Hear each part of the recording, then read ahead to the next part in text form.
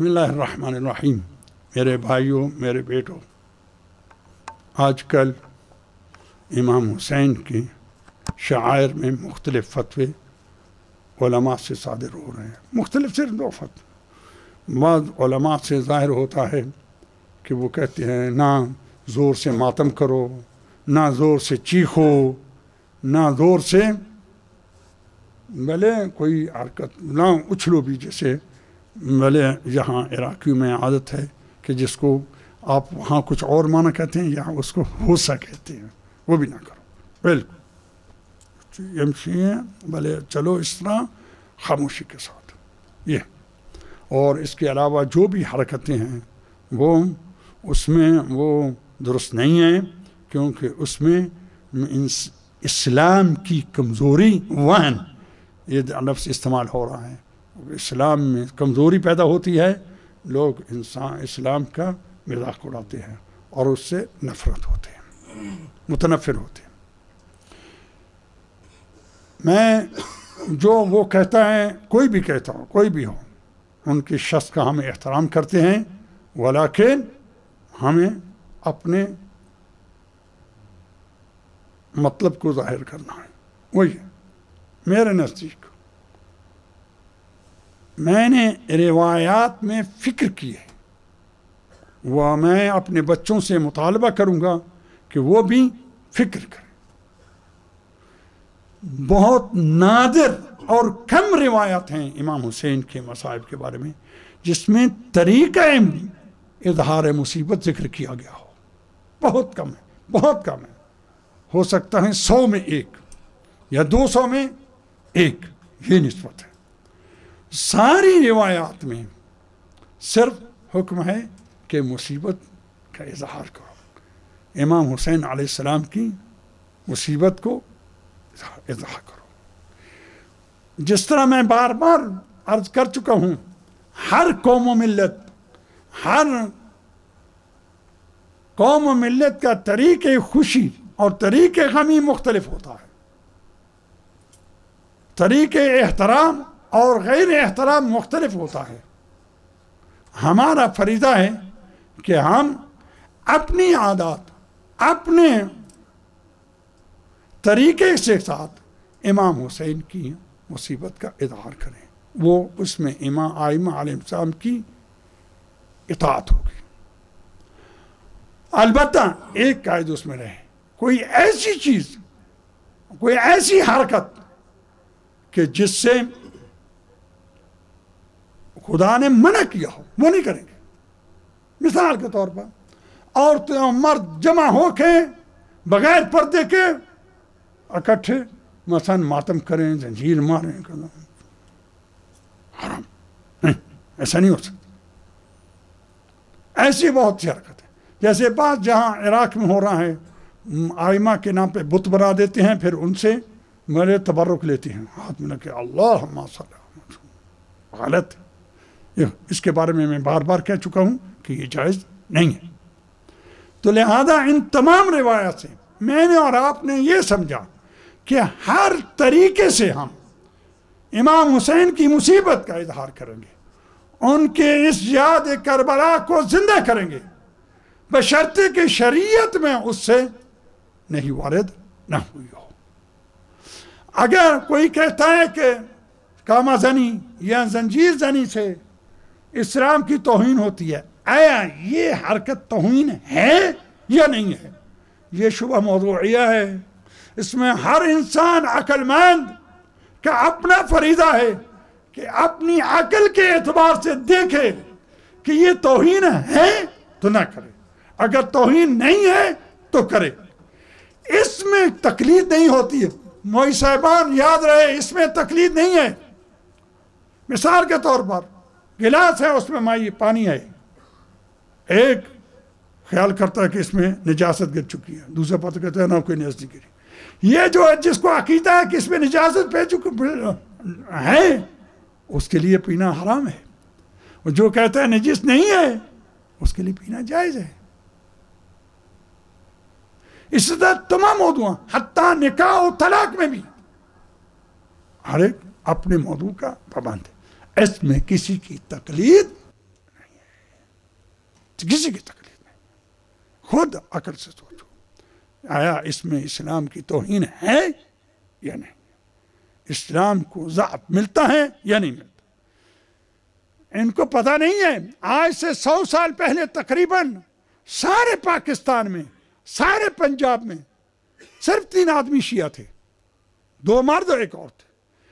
انہی سینہ زنی ماتم سے اس وقت صرف پاکستان میں تقریباً آدھے پاکستان تقریباً شیعہ ہو چکے ہیں. یہ وہن ہے, یہ کمزوری ہے, یہ نشر اسلام ہے. باقی یہ کہنا کہ آواز بلند نہ کرو, یہ نہ کرو, اس کا اس میں جواب ہو گیا. جب تک کہ ہم اس کو امام حسین کی مصیبت کا ایک اظہار کا طریقہ سمجھتی ہیں اور شریعت سے اس کی طرف سے کوئی نئی وارد نہیں ہوئی ہے تو ہم کریں. جو دعویٰ کرتا ہے کہ یہ جائز نہیں ہے وہ آیت لائے, روایت لائے. کسی نے کہا ہو, کسی روایت میں ہو کہ سینہ زنی جائز نہیں ہے, یا رونا چیخنا جائز نہیں ہے, یا جلوس نکالنے جائز نہیں ہے.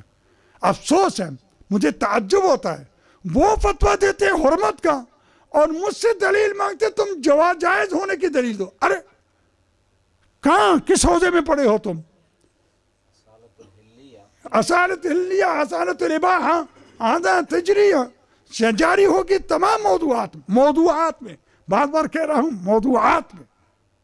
لہذا میرا فتویٰ اور میرے محترمین اساتذ کا فتویٰ مثل جیسے سید خوئی اور سید محسن حکیم رضوان اللہ تعالیٰ عنہ کہ خوب زنجیر مارو, خوب مارو, خوب مارو, خوب کامازانی کرو, خوب کامازانی کرو, خوب زانگانی کرو,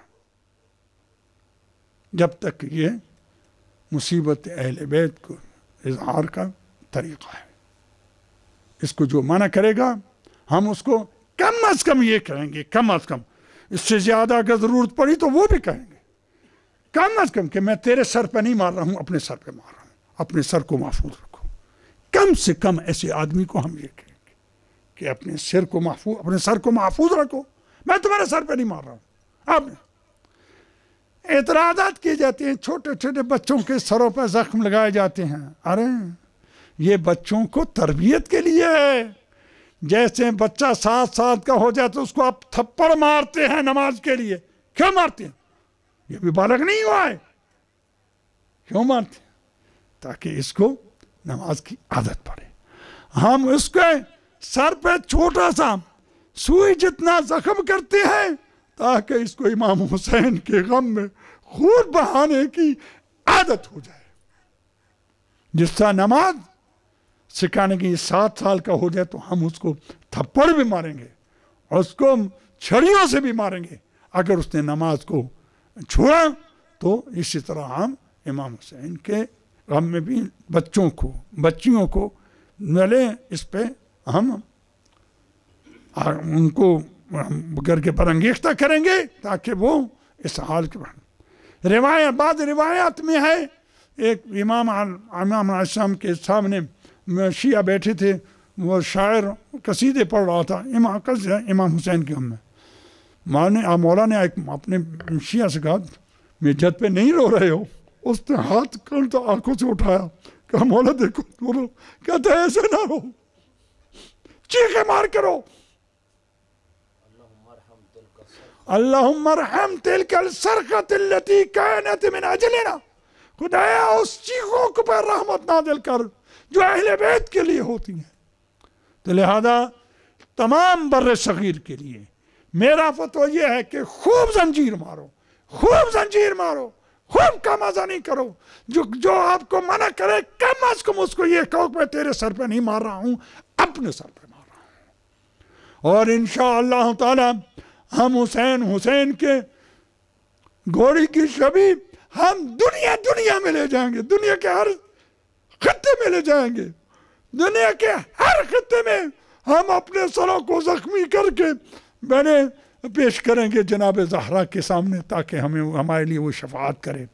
کہتے ہیں کہ بہتر یہ ہے کہ خون کا کسی کو دو, کسی محتاج کو وہ بھی دو, یہ بھی دو. امام حسین کو 2-3 قطرے اس کو بوتل پر ہی دے دو, تمہیں ہدایت دے. پوری بوتل دے دو اس کو امام حسین کو 2 قطرے خون کے بس.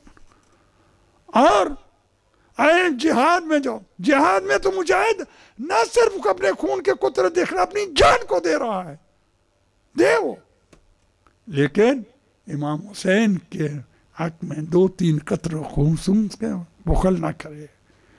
یہ میرا فتویٰ ہے. جو اس کے علاوہ میری طرف نسبت دے گا، جیسے کہ مجھے پتہ چلا ہے بعضوں نے کربلا میں بعض زائرین کے سامنے کہا ہے کہ فتویٰ فلاں کا یہ نہیں ایسی ہے، جھوٹ بولا ہے اس نے.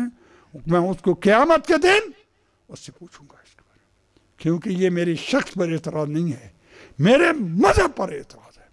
دوسرے ایک اور کہتا ہے فلاں ولایت فقیہ ہے. میں ولایت فقیہ کا قائل ہوں، میں ولایت فقیہ کا قائل ہوں.